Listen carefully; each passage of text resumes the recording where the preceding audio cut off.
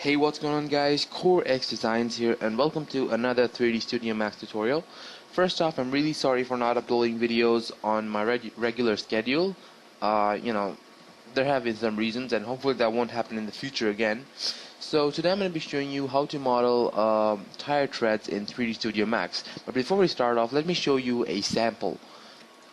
Okay, so in front of you, you can see this tire tread right here. And if you just go ahead and hide everything up, we can easily see that this is very cool to model and really looks really cool. And the best part about this is it's not turbo smooth, so it's pretty low poly if you like to call it low poly. So you can see that we have a pattern and it's repeating all over the place, and the tire treads actually look pretty cool. Okay, so first off, to start up the modeling process. Okay, so new here. Alright, so first off, before we start, we need to go into Google and find a good looking tire tread pattern.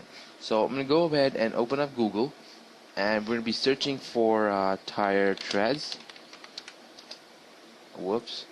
And we go to Google Images, and what we're looking for is a tire tread in which you can easily identify which part is actually repeating. For example, if you look at this one, you can actually see that this part right here and as well as this is repeating all over the place. So in a good tire tread pattern, you actually need something that you can identify to be repeating.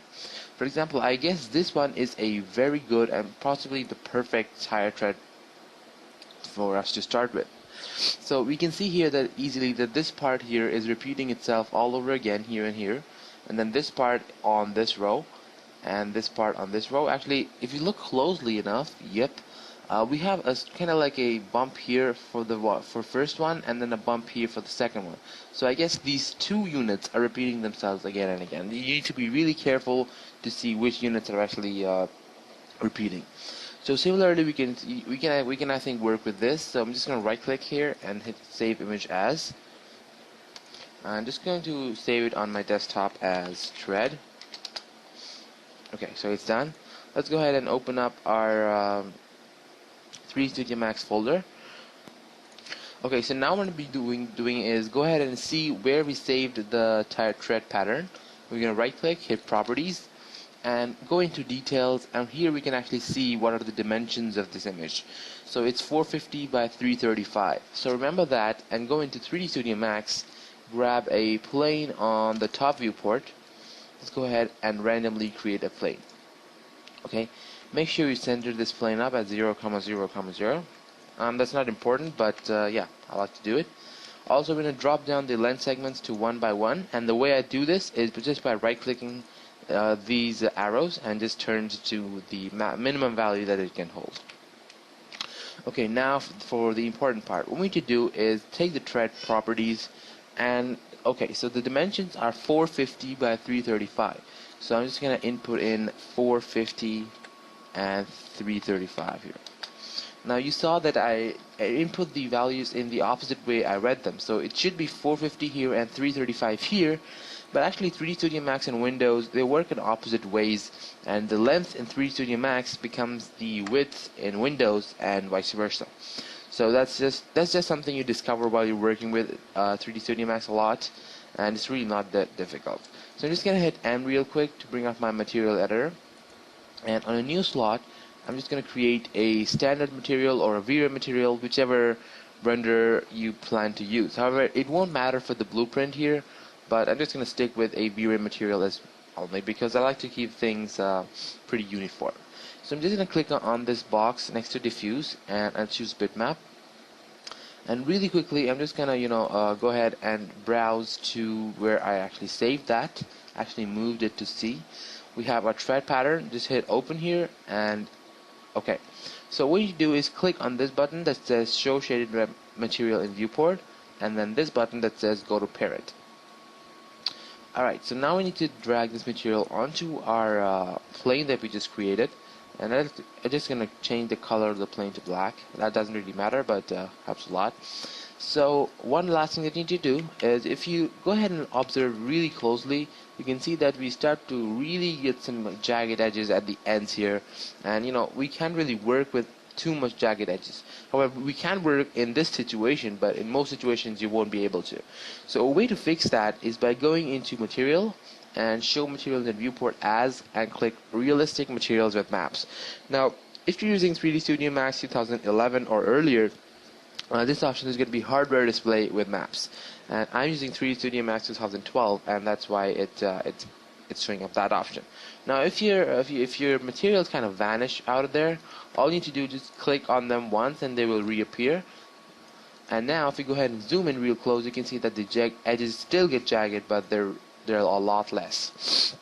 Okay, so enough talking on my part. Let's go ahead and start some modeling. Before we do that, actually, we need to right click this, go to object properties, and we need to go into general, and just go ahead and uncheck the box called show frozen in gray, and then click on the box that says freeze, and then hit OK. So that way we cannot actually move it even if you wanted to.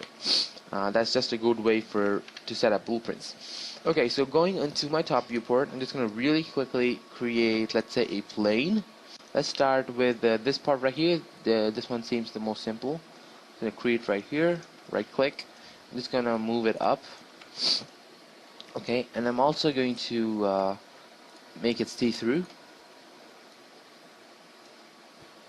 Okay, and I'm just going to go ahead and convert this into an editable poly. Go to vertex mode, and all we need to do really is, line up the vertices to actually get the shape of the tread. So I'm gonna really quickly do this. It's not really difficult, of course. If you've used 3D Studio Max before, this is the easiest part. Now we'll just go ahead and go into Edge, and holding down Shift, I'm just gonna drag it out, and that's gonna create like a duplicate edge of sorts. And all we need to do really is line up the edges. Okay, and just gonna really quickly do this. Alright, so you need to basically, go ahead and do this for the entire tire. Just make sure you don't do this for this part. We just do it for this half part here, and then we can use symmetry to actually get the other half. So yeah, I'm going to be speeding up the video, and you can watch while I model this thing up. Okay, so as you can see, I have finished modeling all this stuff up, and for the sake of simplicity in this tutorial, I didn't actually take two of these and make it. So I can just do with one. It won't actually be visible in the tire. So what we need to do basically now is take this and hit the align tool right here. See this? And click on this this green here. Make sure you untick X and Y position. Take only Z and hit OK. And we need to do this for actually all of these up, so that they're all planar, and that's what we really want, because tires are planar. So I'm just gonna really quickly do this, and I think they're all planar now. So now what we can do is take this and hit attach, and just go ahead and attach all of the pieces together. There we go. Okay, so now what we can do is apply symmetry to this, and just take this, symmetry mirror. Let's move it all the way to the center. Make sure you hit flip here, and well seam. Just go ahead and move it somewhere here. You can see that this vertex is too back. So I'm just gonna take this vertex and just move it over, and it's gonna weld itself automatically. Okay, this one is not welding. Okay, now it does. Okay, so as you can see, we have a cool looking tire pattern here, and we're ready to duplicate it. So what I'll do first thing is I'll take this, hit edge, actually border, and I'll hit Control 8, select all borders, and holding down Shift, I'm just gonna move all these down here, something like this, so that they're kind of like 3D. Alright, so now that we have the entire tire modeled up, we need to find a way to actually close these gaps up. So we can see here that we have these gaps here, and if you start to duplicate this basic piece again and again, that gap is going to show up again and again, and that's not going to look cool. So what we can do to get away with it is, there are two ways to actually do this. One is extremely simple, and the other one is extremely difficult. It actually depends on what you're working with. I personally prefer the extremely simple method, of course, but it may be different for you guys, and I have no idea why. So maybe if you're working on something really professional, you might want to use that method. So anyways, I'm just going to tell you the extremely difficult method first. So what we need to do basically is, find a way to bridge all these gaps together. So since all this is one part now, you can actually take these two edges, and actually bridge them together. And then we can bridge these two edges together, and you might need a lot more edge loop segments and all that stuff to actually completely cover this up. However, the way I do this is, I just go ahead and make this into a tire, and then I use a tube to actually make it look like it is all covered up. So that actually works better for me, but might not be the same for you. So if you go ahead and go to, let's say, our side view, and we go to the edge mode, and whoops, take the end edges here, take these and actually loop them together. Okay, so we want only the end edges, so let's go ahead and deselect the ones that we don't want. Okay, so these are the edges that we want, and what we need to do basically here is hold down shift and drag those outwards, so we have something like this. Now we need to do this again and again so that we form somewhat like a semicircular shape. And the reason we're doing this is because if you look at real tires, they're not flat from the sides. They actually have some bulge, and that's what we're trying to replicate. So this one should be enough, and if you go ahead and take the symmetry, it's going to be applied on the other side as well. What we need to do is just go ahead and take all of this back somewhere here, and then holding down shift, just going to drag it out. Well, wait, just a minute. I think okay, so I just went and put it in the wrong place. So what I'll do is I'll take let's say we take our element, this element, the element, and duplicate it, something like this, I guess. Clone to element, hit OK, and that way we're gonna have some easier to loop around. So I'm gonna hold on shift and click and drag it outwards, something like this. Alright, so we're just gonna make one copy right now. You can see that we have this weird looking overlapping. Yep. So we need to fix that up, and the way we do this basically is by simply moving this up, and there is no way. So what we can do is actually take these vertices and actually tweak them. So whoops, we could just go ahead and move this over here, take this, move it up here, and just you need to make it fit. Okay, so we're just gonna move this up here, I guess. Delete this, and let's try and do it again and see if it still overlaps, and it kind of does. Make sure you do it in reference this time, and now you can actually see what difference you're making here. So if we go to vertex here, we go ahead and take this up. You can actually see that the changes are being reflected over there. So I guess I could take this one up and this one kind of down here, and it actually looks pretty good now. So I'm just going to take the reference and delete that, and take this, and holding down shift, grab a copy and move it somewhere up here. Now you want to make at least 50 copies. You could do with 100 copies, but 50 looks pretty good to me. Hit OK, and you're gonna see that we have kind of like a road thing here, and yeah.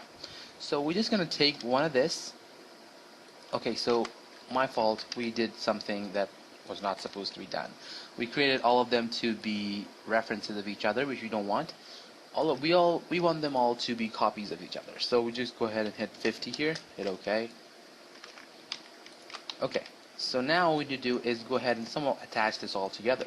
So that's very easy to do. Hit Control A and then go group, and just group them into threads. Alright, so now if you go ahead and click on this group, we now add a modifier called bend. So it's right here, bend. And what you need to do is increase the angle of this to something like this. Also, now you want to go ahead and experiment just a bit with the axis, and just kind of find the right axis to make this look spherical. Now it happens most of the time you cannot actually find the right axis, but if you change the direction to -90 degrees and the bend axis to Y, you can get what we're looking for. Now this is just something I discovered while working. You might not be able to do this in the first try, but you have these settings right in front of you. You can actually copy that up. So for the angle, I use 363.5 and not 360 degrees. And the reason I do this is because if I use 360 degrees, it doesn't close up. And for this case also, it doesn't close up quite well. This one I increase the angle so that it doesn't look where it starts and where it ends. So right here we can see where it starts and where it ends. Okay, so that is looking pretty cool. All we need to do finally is go ahead and close the gaps. So the way we do this is very simple. Just go over to our left viewport, and I'm just going to go ahead and create a tube from the center, and just go ahead and move it out somewhere over here, and then move it in somewhere over here.